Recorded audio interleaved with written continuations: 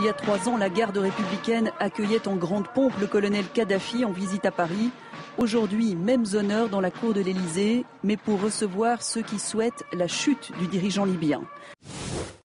En l'absence d'un cessez-le-feu immédiat et d'un retrait des forces qui ont attaqué les populations civiles au cours des dernières semaines, nos pays auront recours à des moyens militaires. Alors qui aurait dit, il y a 3 semaines, alors que la diplomatie française sombrait dans le ridicule avec les petits arrangements entre Michel Alliot-Marie et le régime de Ben Ali, eh bien que la France serait le moteur de cette coalition. Si la France est en première ligne, elle n'est pas seule, loin de là. Les Britanniques ont déjà fait décoller ces bombardiers Tornado basés en Écosse, direction la Sicile. Kadhafi en grand uniforme assiste au défilé organisé à sa gloire.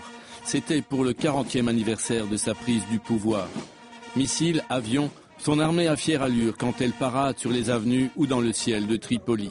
Mais derrière la façade se cache une autre réalité. Le matériel est usé et manque de pièces de rechange.